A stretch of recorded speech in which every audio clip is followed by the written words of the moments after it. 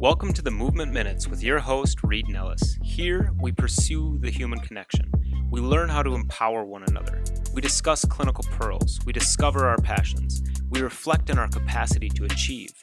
We remain open to novel trends and concepts because regardless of our backgrounds or experiences, our successes or failures, we all speak the same language, human movement.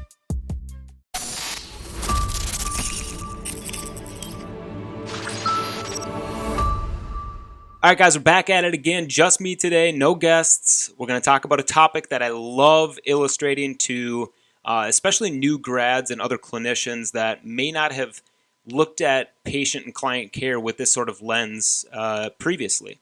So what I'm getting at is being able to work with the entire human, how we can navigate the person attached to the meat, to steal a little bit from Rock Tape's teachings, but the person attached to the meat and what that means with patient care. So what I'm getting at here is two different aspects. Number one, the neuromusculoskeletal approach to care, as well as number two, the Biocycle Social approach to care. We're going to break these down into their separate entities here in a second. So first, this neuromusculoskeletal approach to care. We can't really have one of these issues without some component of the other. And rarely is this idea illustrated to patients and clients. They come in saying, oh, I just have this skeletal, bony, structural issue and it feels like it's grinding and pinching. Well, what moves that bone? Muscle. And what tells the muscle to move? Nerve, right? So it is all connected.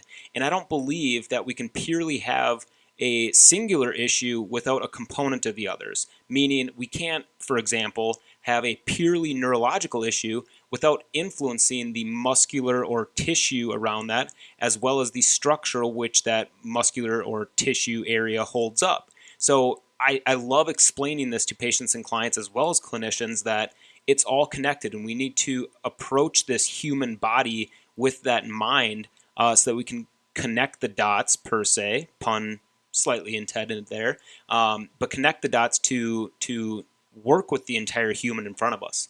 So to take this back and start from the bottom of where my thought process is here, chiropractors are known for manipulating, adjusting, mobilizing bones, right?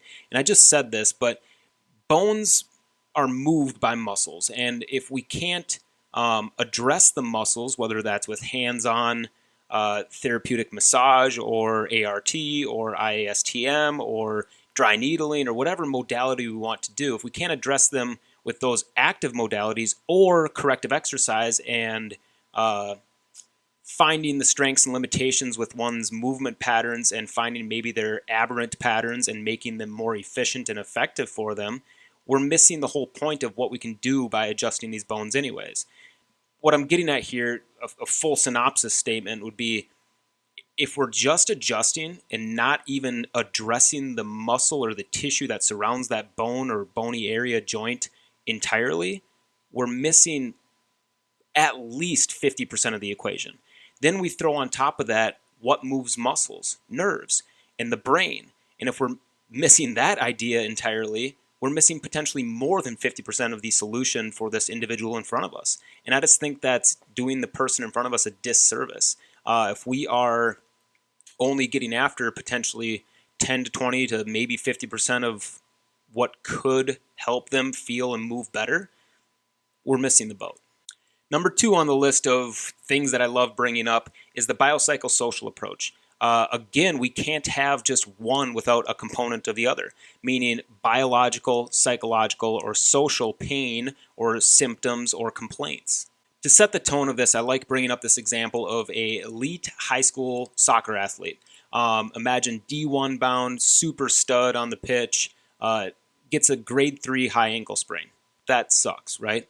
Psychologically, he's thinking, not only am I hurt and I can feel and sense this pain biologically, but psychologically he's going to be in more turmoil because maybe he or she just lost a D1 scholarship, right? Or socially, now they're spending more time in their PT, seeing their PT for rehab, which not a bad thing, right? We like seeing people for rehab, but you could imagine for this individual, if they're spending more time in PT versus in the locker room or on the field with their friends and their teammates, that's going to affect them socially as well. So we have to understand and appreciate that for this specific individual, the pain or the symptoms that they're feeling of this grade 3 high ankle sprain might not just be biological in nature, physiological in nature. They could be psychological and social.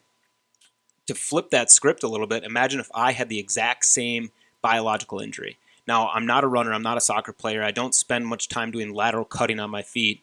However, I like being active, so it's going to affect me psychologically and socially a little bit, but I can still go do my job and I'm not going to be out of fun much, per se, from the exact same injury, from the exact same diagnosis. So biologically, me and this D1 bound soccer player have the exact same injury, but the way in which our personality and our, I don't want to say livelihood, but our lifestyles make up this biopsychosocial idea of pain is drastically different between the two of us.